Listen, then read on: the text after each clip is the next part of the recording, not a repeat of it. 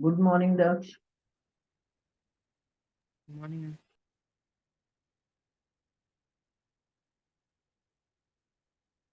दक्ष good morning. Good morning ma'am. Hmm. और 10 minute का break ले लिया तुमने? Yes ma'am. क्या करा इतनी देर में?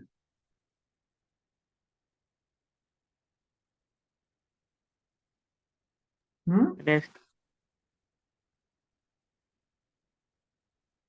ग्रामर की बुक निकाली है? Yes ma'am. ग्रामर में कोई क्वेरी है? कॉम्प्रिहेंशन खोलो, कौन से वाले दो दिए थे मैंने?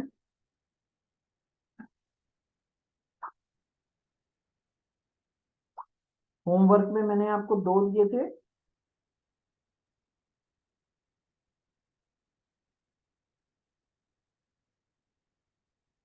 होमवर्क में मैंने आपको दो यस इंसिडेंट मैम। कौन कौन से करे हैं? उदाहरण 3 व उदाहरण 4। हम्म। 3 और 4। उसमें कौन से वर्ड मीनिंग है जो नहीं आ रहे हैं?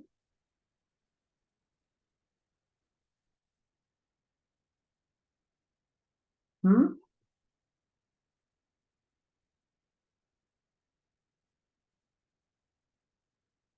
वर्ड मीनिंग बोलो फटाफट। मैम हिम राशि। हिम राशि। हिम माने? हिम माने? हिम्मत। नहीं। हिम माने बर्फ। सेंटेंस पढ़ो।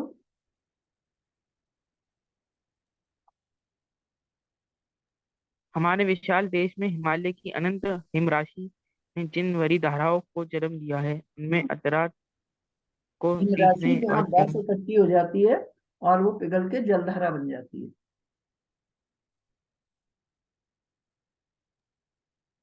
आगे।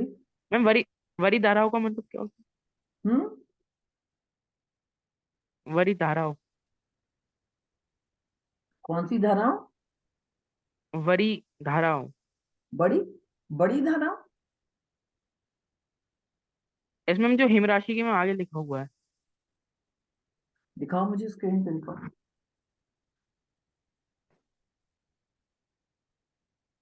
स्क्रीन पे दिखाओ।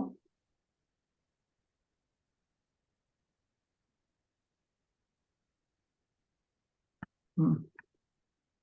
नहीं दिख रहा है साफ, पास करके रोको। तुम फोटो खींच के मेरे ग्रुप पे डाल दो। नहीं आ रहा, साफ नहीं दिख रहा, ब्लर हो रहा है।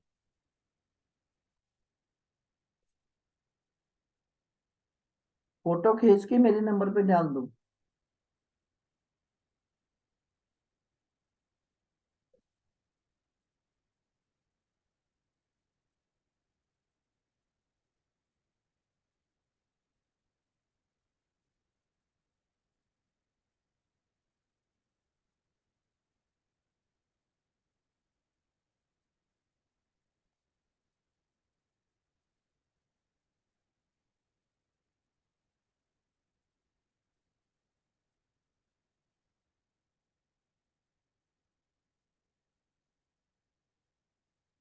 मैम भेज दिया।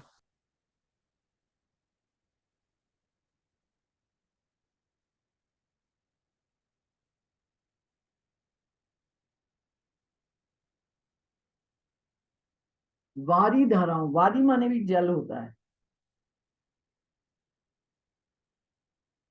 वारी धाराओं, जल की धाराएं कहाँ से पैदा होती हैं? जो बर्फ इकट्ठी होती है वही पिघल कर जो है जो जलधारा के रूप में बाहर आती है।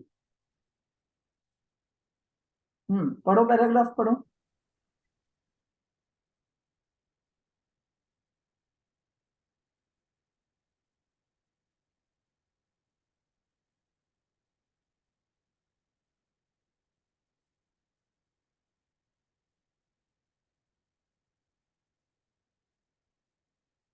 हाँ बोलो, पढ़ो दक्ष।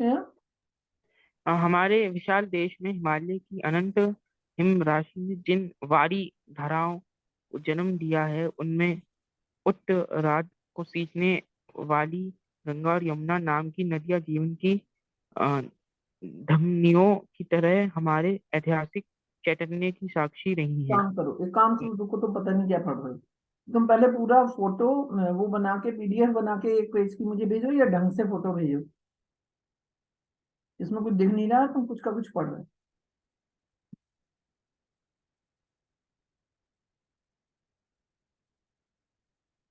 फटाफट भेजो।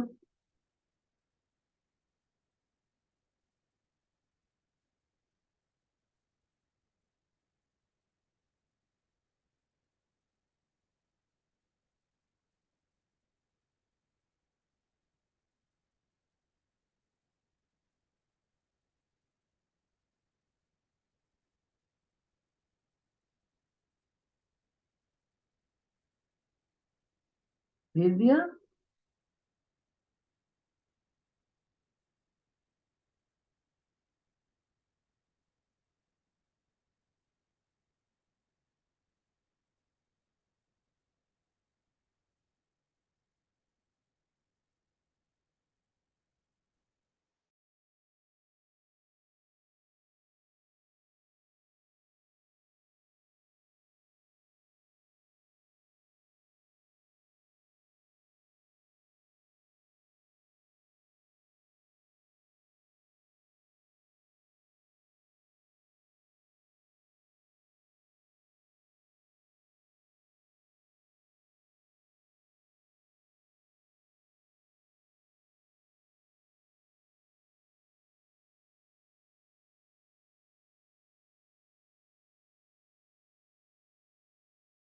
दक्ष भेजा। फटाफट क्या? फटाफट भेजो। क्या भेजना है? बेटा पैराग्राफ की फोटो, पीडीएफ जो तुमने भेजी है वो ओके। साफ नहीं है। पूरे पैराग्राफ की भेजो।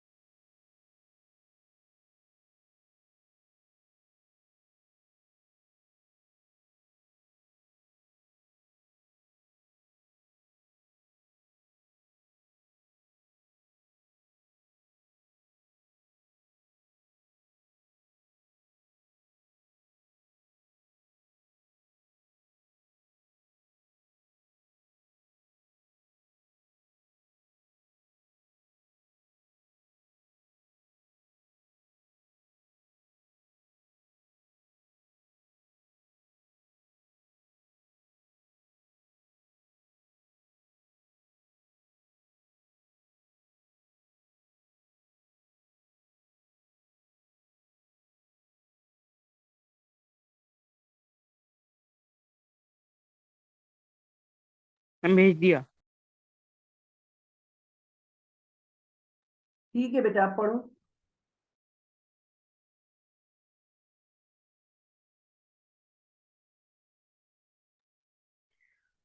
हमारे विशाल देश में हिमालय की अनंत हिम राशि ने जिन वारी धाराओं को जन्म दिया है, उनमें उत्तरार्ध को सींचने वाली गंगा और यमुना नाम की नदियां जीवन की धमनियों की तरह हमारे ऐतिहासिक चैतन्य की साक्षी रही हैं।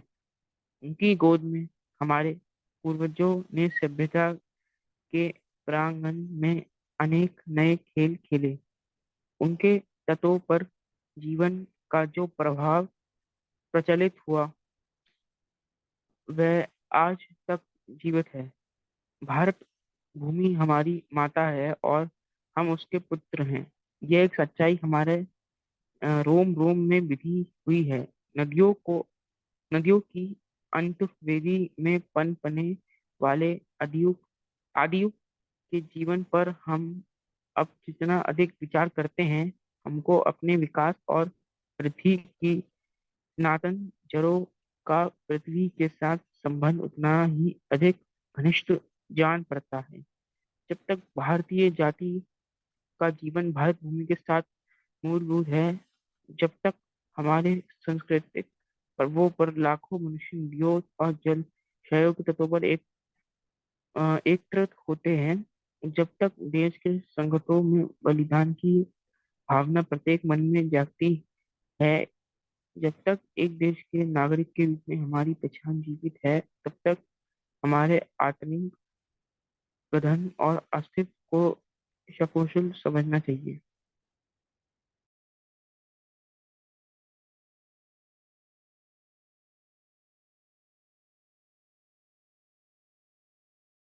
हाँ दक्ष बोलो, कौन सा मीनिंग नहीं आया?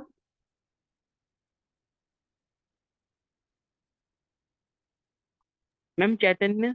कौन सा मीनिंग नहीं आया? हम्म,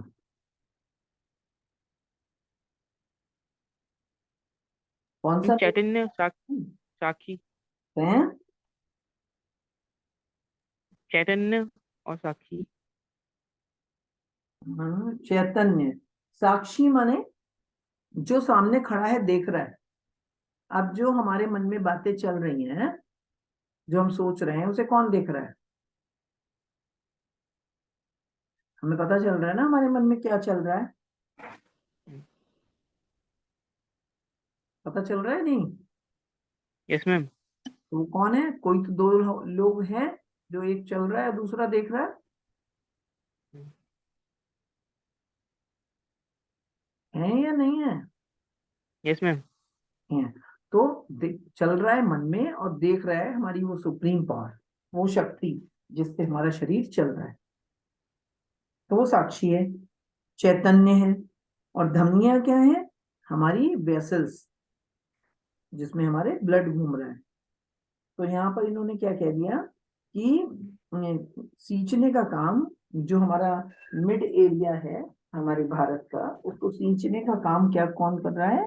गंगा और यमुना कर रही हैं। हमारी नदियां जीवन की धमनियों की तरह हैं और हमारे ऐतिहासिक चैतन्य की साक्षी रही हैं। और जो हमारा इतिहास है वो हमें बताता है कि ये नदियों के माध्यम से लोगों ने बहुत कुछ सीखा है। उनकी गोद में हमारे पूर्वजों ने सभ्यता के प्रांगण, प्रांगण माने आंगन में अनेक खेल खेले। हमारे पूर्वजों ने, मतलब उनकी सभ्यता में, उनके साथ रहकर, उनके आसपास रहकर बहुत कुछ सीखा। उनके तटों पर जीवन का जो प्रवाह प्रचलित हुआ, वह आज तक जीवंत है, वह आज तक है। गंगा के किनारे, नदी के किनारे वो पवित्रता, वो हवा, वो वातावरण, वो आज तक वहां पर है। भारत भूमि हमारी माता है, हम उसके पुत्र हैं, ये एक सच्चाई रोम रोम में बिंधी हुई है। तो हमारे बहुत गहरे तक ये बैठा हुआ है। जैसे हमारे बहुत गहरे तक बैठा है कि हम इनके पुत्र हैं, हमारे पिताजी का नाम ये है, हमारा नाम ये है। तो ये हमें बहुत गहरे तक बैठा है ना। सोते पे भी, नींद में भी कोई हमारा नाम लेगा तो हम जग जाएंगे, हमें सुना ही पड़ जाएगा, है ना। हमारा नाम लेके कोई बुलाए, तो ये है अंदर तक बिंधा होना। ठीक है। हो क्लास में दक्ष? Yes ma'am. हाँ। आगे कह रहे हैं कि नदियों की अंतर्वेदी में पनपने वाले आदि युग के जीवन पर हम अब जितना विचार करते हैं, नदियों के, है ना, अंतर्वेदी, नदियों के अंतर्वेदी में पनपने वाले आदि युग, पुराने समय, पुराने समय पर जब हम विचार करते हैं तो क्या होता है? जब हम इतिहास में पढ़ते हैं, लिखित चीजें हमें मिलती हैं, तो हम जितना विचार करते हैं, हमको अपना विकास और वृद्धि की सनातन जड़ों का पृथ्वी के साथ संबंध उतना ही अधिक घनिष्ठ जान पड़ता है। तब हमें समझ में आता है कि हमारे पुराने प्राचीन पूर्वज जो हैं, हमारी पृथ्वी जो है, सनातन धर्म जो है, वास्तव में हमारे लिए उद्धार का कारण, हमारी बेसिक है, बेस है हमारा, हमारी उन्नति का कारण है। हम बहुत जड़ों तक जुड़े हुए हैं, उनसे बहुत गहराई से जुड़े हुए हैं। है ना।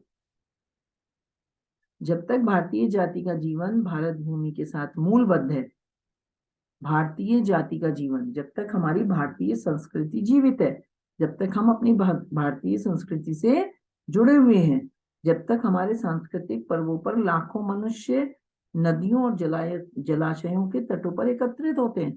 पर्टिकुलर डेज होते हैं ना, गंगा स्नान है, मेला है, एकादशी है, तो गंगाओं पर कितनी भीड़ होती है, कितने सारे लोग जाते हैं। हरिद्वार में गंगा जी की आरती देखने के लिए कितनी सारी भीड़ होती है, हर गंगा के तट पर भीड़ होती है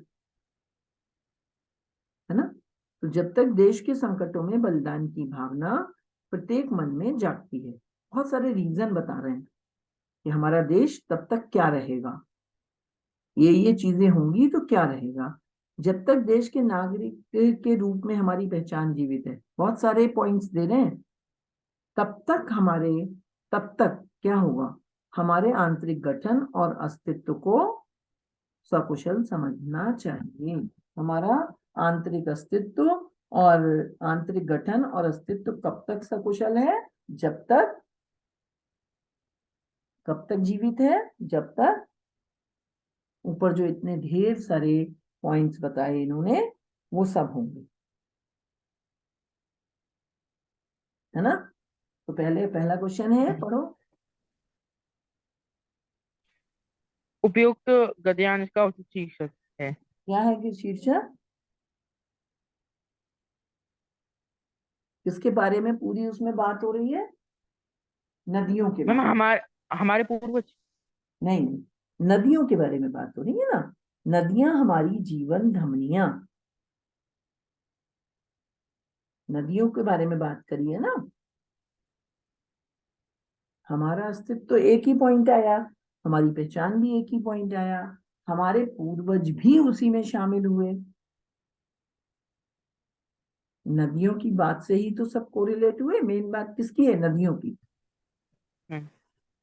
सेकंड क्वेश्चन। गंगा और यमुना नदियां किसकी साक्षी नहीं है? हाँ, किसकी साक्षी है, हमारे ऐतिहासिक ऐतिहासिक चैतन्य की। हमारे ऐतिहासिक ऐतिहासिक चैतन्य की। ठीक है, हमारी माता है भारत भूमि। भारत भूमि। आगे। जब तक एक देश के नागरिक के रूप में हमारी पहचान जीवित है, तब तक हमें अपने आंतरिक गठन और अस्तित्व को समझना चाहिए। क्या, क्या समझना चाहिए। सकुशल। हाँ, अभी लास्ट लाइन में पढ़ा ना हमने। चलो आगे। किसकी गोद में हमारे पूर्वजों ने सभ्यता के प्रांगण में अनेक नए खेल खेले? हम्म किसकी। नदियों हाँ। नदियों की। हम्म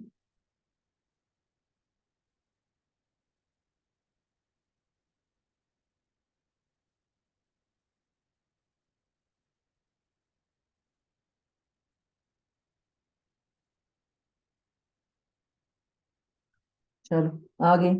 हमारे ऐतिहासिक चैतन्य का साक्षी कौन है, लघु प्रश्न।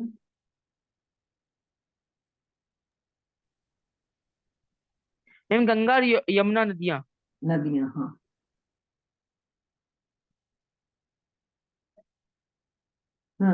आगे। हमारे रोम रोम में कौन सी सच्चाई बिंदी हुई है, मैम भारत भूमि भारत। हमारी माता है और हम उसके हम्म पुत्र हैं। आगे पढ़ो क्वेश्चन। नदियों की अंतर्वेदी में पनपने अंतर्वेदी, वाले अंतर्वेदी में पनपने वाले पनपने, आदि पनपने नहीं है, पनपने। पनपने हम्म वाले आदि युग के जीवन पर विचार करने से क्या निष्कर्ष निकलता है? हम्म हम्म मैम नदियों की अ, अंतर्वेदी में पनपने वाले आदि युग के जीवन पर विचार करने से यह निष्कर्ष निकलता है कि हम्म। हमारे विकास और वृद्धि की जड़ें पृथ्वी के साथ तभी से जुड़ी हैं जब से ये नदियां अस्तित्व में आई हैं। अस्तित्व में आएंगे। आगे। हम अपने आंतरिक गठन तथा अस्तित्व को कब तक सकुशल मान सकते हैं। हम्म, हाँ। मैम जब तक भारतीय जाति का जीवन भारत भूमि के साथ मूलबद्ध है, जब तक हमारे सांस्कृतिक पर्वों पर लाखों मनुष्य नदियों और जलशायों के तटों पर एकत्रित होते हैं, जब तक देश के संकटों में बलिदान की भावना प्रत्येक मन में जागती है, हम्म, जब तक एक देश के नागरिक के रूप में हमारी पहचान जीवित है, तब तक हमारे आंतरिक गठन और अस्तित्व को सकुशल समझना चाहिए। हम्म, ठीक है, अगला। नदियां जीवन की धमनियां होती हैं, स्पष्ट कीजिए। हम्म, कैसे स्पष्ट करोगे? आंसर लिखा है ना बुक में? इसमें मैम इसको हमें हमारे ऐतिहासिक चैतन्य की साक्षी। हाँ, बोलो। मैम जिस प्रकार धमनियां शरीर में रक्त प्रवाह को सुचारू रखकर प्राणी को जीवन प्रदान करती है, उसी प्रकार नदियां अपने जल से देश को धान्यपूर्ण बनाकर जीवन को गतिमान रखती हैं, इसलिए भाई वह समझ जीवन में की आया? धमनियां। इसको अपने शब्दों में लिखोगे तो कैसे लिखोगे, बताओ?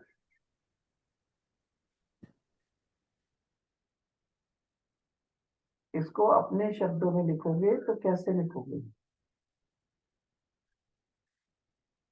मैम धमनियां शरीर में रक्त प्रवाह करती हैं हाँ। और प्राणी को जीवन प्रदान करती हैं, जैसी नदी किस में प्रकार, हमारे। किस प्रकार? जिस प्रकार एग्जाम्पल दिया जिस है ना। प्रकार जिस जिस प्रकार शरीर, मनुष्य के जिस प्रकार शरीर में धमनियां अपना कार्य सुचारू रूप से करती हैं, सारे शरीर को रक्त प्रदान करती हैं। मैम उसी प्रकार नदियां अपने जल से देश को मैम पूरा मैम बना के रखती हैं। सिंचित करती हैं, अपने जल से जीवन प्रदान करती हैं, अन्न उपजाती हैं, प्रत्येक क्षेत्र में सहायक होती हैं। हम धन धान्य ना लिखें तो प्रत्येक क्षेत्र में सहायक होती हैं, जीवन देती हैं। हम अपनी तरह से लिख सकते हैं इसको।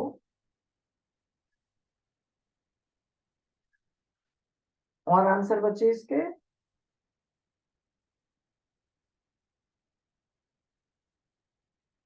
इसके आंसर और बचे बेटा? नो मैम खत्म हो गया वैसे ही। अच्छा, चलो सेकंड वाले पैराग्राफ भी पढ़ के रखा है तुमने या नहीं? Yes ma'am. पढ़ा हुआ है? बताओ उसमें वर्ड मीनिंग क्या पूछने हैं, पहले वर्ड मीनिंग पूछो, फिर आगे बढ़ते हैं।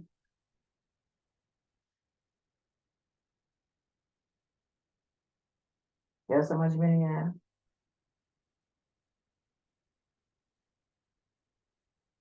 बताओ। मैम तयकतेन भुजी भुजी भुंजी था। ये एक प्रोवर्ब है जिसमें ये कहा गया है कि जो व्यक्ति दूसरों के हित की चिंता करता है वो वास्तव में व्यक्ति होता है। अभी इसके आगे की लाइन पढ़ोगे तो उसमें एक्सप्लेनेशन में सारा दिया हुआ है।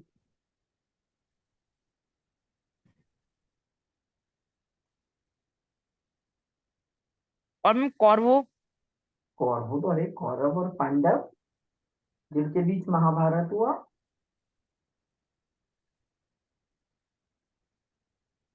और मैम लाक्षागृह। लाक्षागृह एक वो जगह है जहां पर दुर्योधन ने वनवास के समय पर पांडवों को उसमें रहने के लिए भेज दिया था, और ऐसे बनवाया था कि एक जरा सी आग वहां जले तो पूरा महल जल उठे और पांडव जल के मर जाएं। Lakshagriha particular place.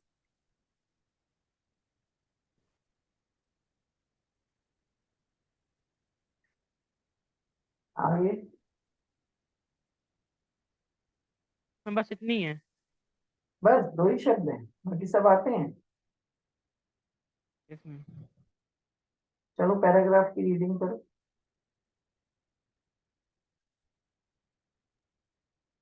जिंदगी के असली मजे उनके लिए नहीं हैं जो फूलों की छां के नीचे खेलते हैं और सोते हैं, बल्कि फूलों की छां के नीचे अगर जीवन का कोई स्वाद छिपा है, तो वह भी उन्हें के लिए है जो दूर रेगिस्तान से आ रहे हैं, सुनो। जिनका कंठ। बस बस, क्या मतलब है इसका?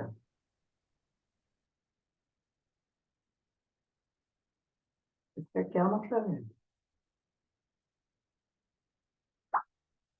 इसका मतलब है कि यदि मनुष्य को सारी सुख सुविधाएं दे दी जाएं और उसे एक कमरे में बंद कर दिया जाए और उससे कहा जाए कि तुम कुछ नहीं करोगे, तुम बस आराम होगो, तुम बस कमरे में पड़े रहो, टीवी देखते रहो, खाते रहो, सब करते रहो, करना कुछ नहीं है, कितने दिन जिएगा?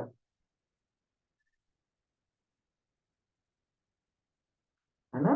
तो मनुष्य को कुछ करना बहुत जरूरी है, शरीर को चलाना बहुत जरूरी है, बिना काम किए नहीं रह सकता। तो जो व्यक्ति जितनी ज्यादा सुख सुविधाओं में रहता है उतनी उसे तकलीफ होती है, फिर वो जरा सी भी चीज नहीं झेल पाता है, जरा सी भी परिस्थिति नहीं झेल पाता है, क्योंकि उसे आदत ही नहीं है। जैसे मैम बहुत लोग एसी में रहते तो मैम वैसे गर्मी में। हाँ, और जैसे देखो, जो सड़कों पे बच्चे खेल रहे होते हैं, जो खेतों में काम कर रहे होते हैं, उनकी हम्म, इम्यूनिटी कितनी स्ट्रांग होती है और जल्दी से बीमारी नहीं पड़ते। हम्म। तो यहाँ पर फूलों से तात्पर्य यही है। अब पढ़ो।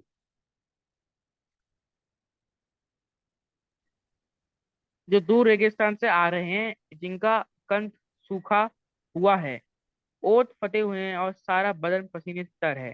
पानी में जो अमृत वाले तत्व हैं, उसे वह जानता है जो धूप में खूब खूब खूब सूख चुका है। वह नहीं जो रेगिस्तान में कभी पड़ा ही नहीं है। सुख देने वाली चीजें पहले भी थी और अब भी हैं। फर्क ये है कि जो सुखों का मूल पहले चुकाते हैं और उनके मजे बाद में लेते हैं, उन्हें हाँ, स्वाद अधिक मिलता है। उन्हें, जिन्हें स्वाद अधिक मिलता है। हाँ, उन्हें पता होता है ना, कहते हैं ना अपनी मेहनत की कमाई हुए पैसे होते हैं, तो उनका खर्च करने में उन्हें जो कलक लगता है वो अलग होता है। जो पिताजी ने दे दिए, हमने खर्च कर दिए, तो उसका कलक ही नहीं लगता है, मतलब हमें उसकी वैल्यू ही नहीं पता होती है। तो वही बात कह रहे हैं कि जो अपनी मेहनत होती है, जो पहले दुख उठा के जिसे सुख मिलते हैं, तो उसे दुखों की वैल्यू होती है, सुखों की भी वैल्यू होती है। और जिसे पहले ही से सुख मिला हुआ है और बाद में दुख मिलता है, तो वो बहुत परेशान होता है फिर, क्योंकि उसे दुखों को सहने की आदत ही नहीं होती है। आगे।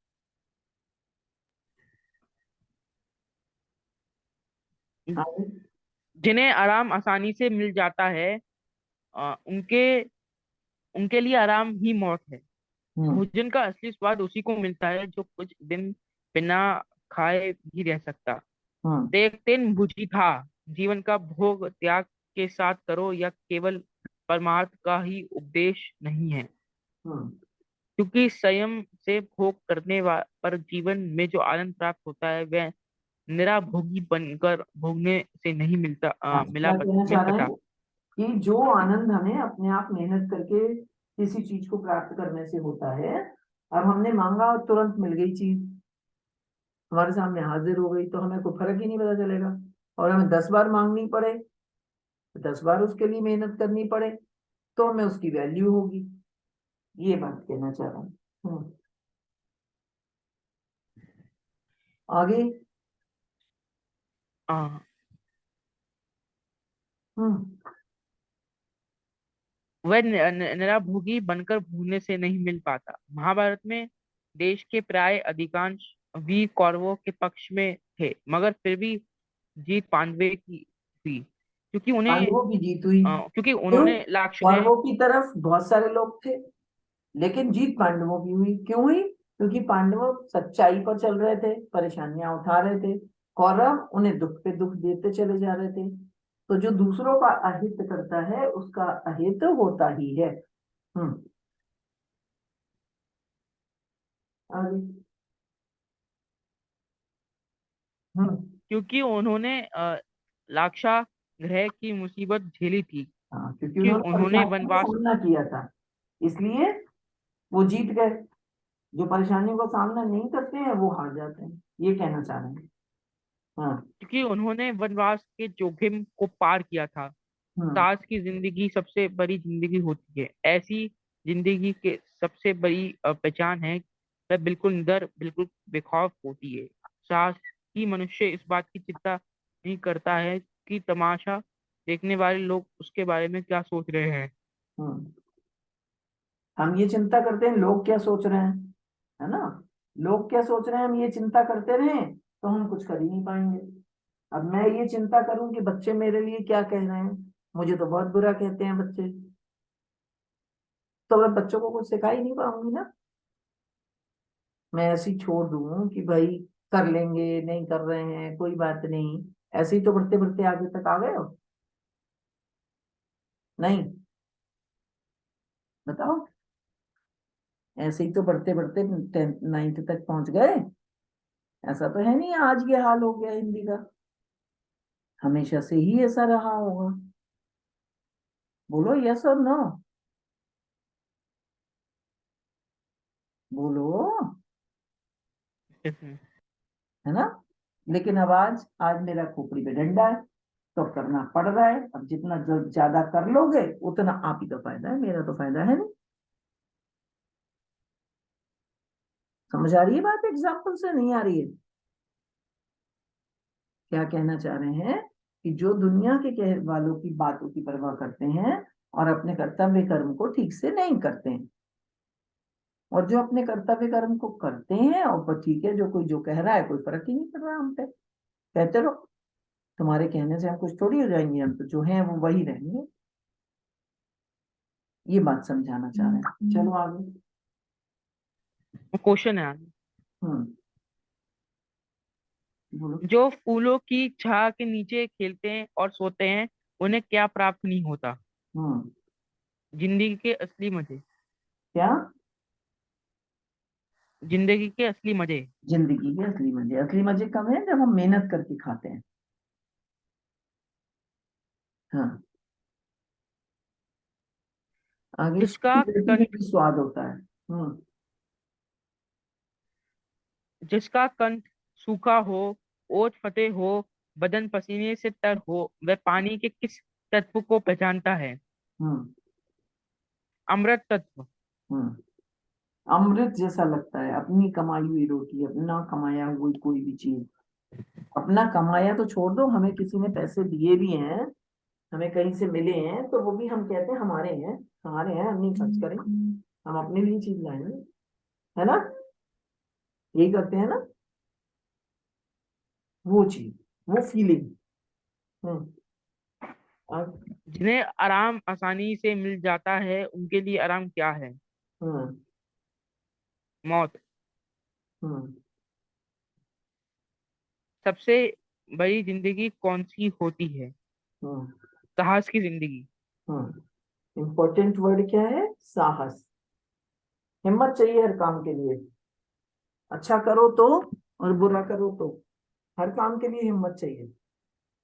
हम्म एक आपने चैप्टर तमाशा। पढ़ा होगा शायद 7th 8th में, साहस, 3 तरह का साहस। चलो जी आगे। बरा तमाशा देखने वाले लोग उसके बारे में क्या सोच रहे हैं, इस हम्म बात की चिंता कौन नहीं करता? हम्म कौन नहीं करता है? साहसी मनुष्य। साहस ही है। आगे।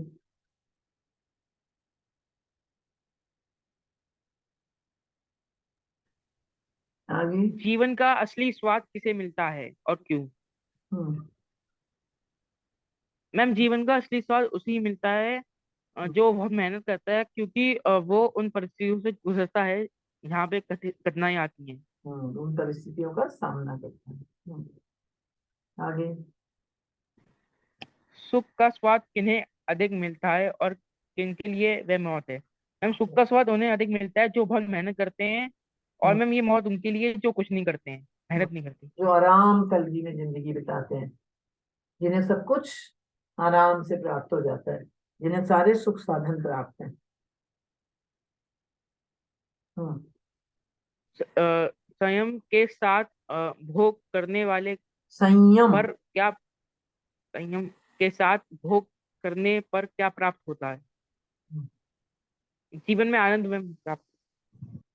जीवन में आनंद आनंद की प्राप्त। अनुभूति होती है, अनुभूति मतलब फीलिंग होती है।